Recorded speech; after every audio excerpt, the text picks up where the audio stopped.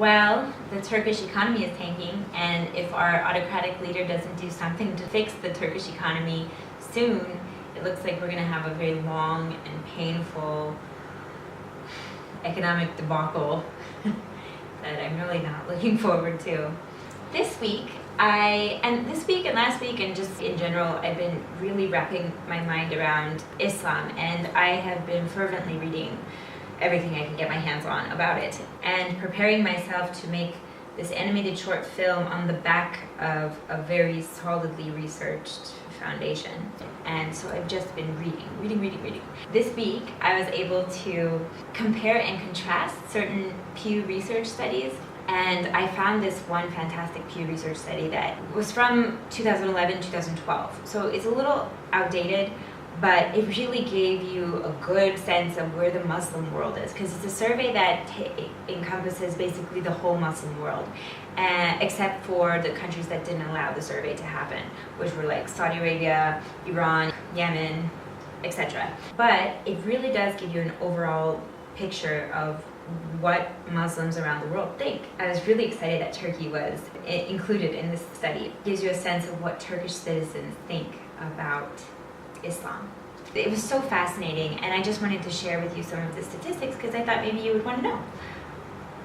The question I had in my head that was like floating around, and it was the most pressing one for me, and that was how many people in Turkey actually believe in Sharia law. And so I tried to take this study and compare it with later studies, but because the sample group was different and because the question was also worded differently, I couldn't get an actual grasp of if the number of people that believe in Sharia law increased or decreased. So I'm still working on that question, but at least for 2012 I can tell you what people thought. The question goes like this: support for Sharia as the official law in their country, Turkey. 12% of Turks believe that Sharia law should be the law in Turkey. To be honest, at first I was like, phew, at least it's not like 30%. But when you look at 12% and say, for example, it didn't increase or decrease, it just stayed the same. Right now, if 12% of the Turkish population of 80 million people believe that Sharia should be implemented in Turkey, that leaves you with a number that's pretty staggering. 9,600,000 people. That's almost 10 million people. And that is something to think about. Like, pause for a second. 10 million Turkish citizens want Sharia law to be the law of the land. So, I don't know. I think right now, let's wake up. Let's start waking up. This is time to wake up. That is a big number. It's not insignificant. And so now I will dispel the rest of the survey to you. Okay. How much religion matters? 67% of Turks believe that religion matters. And when you compare this to, say, for example, Albania, 15%. Kazakhstan, 18%. You get countries like Denmark and Sweden, it's like 5%, 8%. How much religion matters? 67% for Turks. That's big. Muslim in childhood, 99%. And then after that, in adulthood, that doesn't change much. So it's a high number, high. Okay. Turks' belief in God and Muhammad is 97%. Turks practice zakat, 72%. That's big. Do you know what zakat is? It's one of the 5 pillars in Islam. It's just being charitable. And there's different ways you can calculate how much charity you have to give. Like, some people do it by the month, and some people do it from the overall gross value, like net worth, or you just basically calculate a certain percentage of how much you have, and then you give it to people in need. And it's a very, that's a beautiful thing, to be charitable.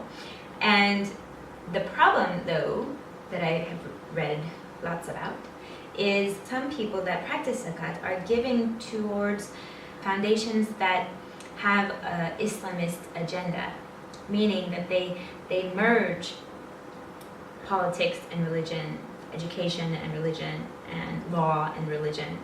And that is problematic. That is what chews away a democracy and liberal freedoms and secularism. So I didn't really know how to feel about that, because 72% of people practice zakat, which is actually a really great thing, but not if you're endorsing Islamist groups.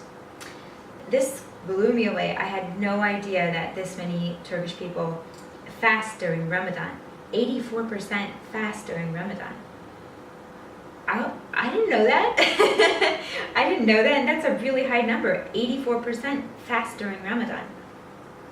Wow, that's huge. Belief in angels, 96%. Belief in predestination. I wasn't really that shocked about this. Like, everybody talks about Qismet and Qadar.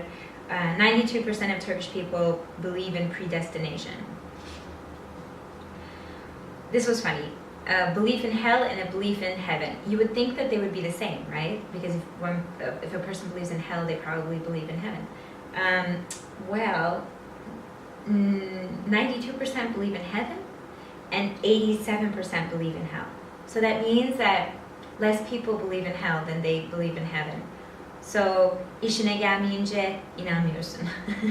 I mean, when it doesn't benefit you in some way, you don't believe it. And it's kind of funny. I found it funny, at least.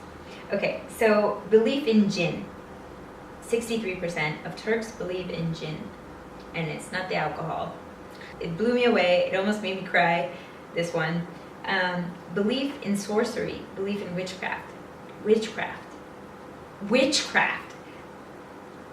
49%. Belief in the evil eye. I thought this would be much higher. 69% of Turks believe in the evil eye. People who have verses from Islam's holy book displayed in their home, 72%. There is only one interpretation of Islam, 66%. Turkish people were more accepting of Sufis as Muslims, much more than other countries. So 56% said yes, 7% said no, and 31% have never heard of Sufis or didn't know. And the same goes with Alevi. Alevis were also considered Muslim for 69% of the population. 17% said no, and 14% didn't know or have never heard of the group. Is reciting poetry in praise of God acceptable under Islam? And 77% said yes. And devotional dancing acceptable? 72% said yes. I read an article by Ahu Özgür titled Religion and Turkish Academia a while ago. And this is what president of a university bluntly says about women. Quote, shaking hands with a woman is worse than putting your hand in fire. And this is a mentality that, she says, turned Afghanistan into Taliban land. So, I've been saying this since I moved here, that there's nothing preventing Turkey to fall backwards like in Iran, in Afghanistan, Syria. From where I sit, that there's nothing set in stone.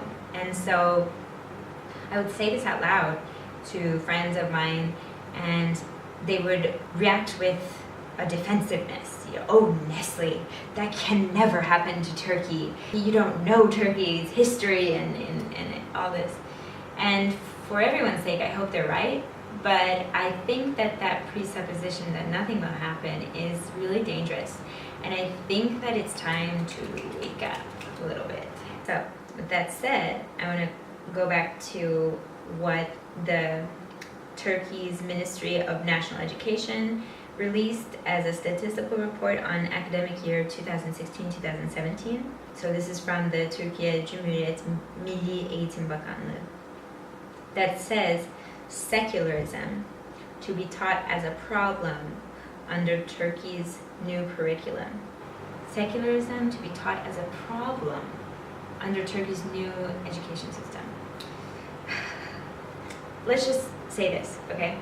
75,767 more students enrolled in Imam Hatip middle and high schools last year. That's just in 1 year. 76,000 yen.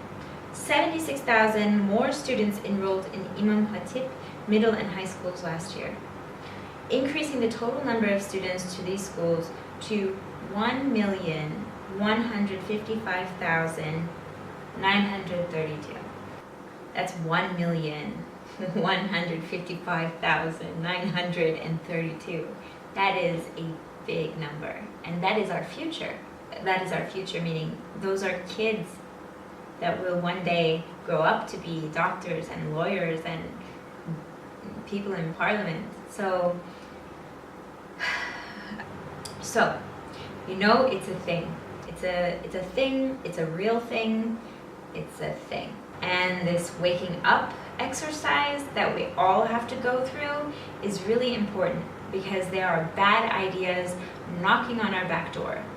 And not only are they knocking on our back door, but bad ideas being propagated in the Turkish education curriculum, and there are bad ideas that are being set as law, and we don't have a free media to call these bad ideas out.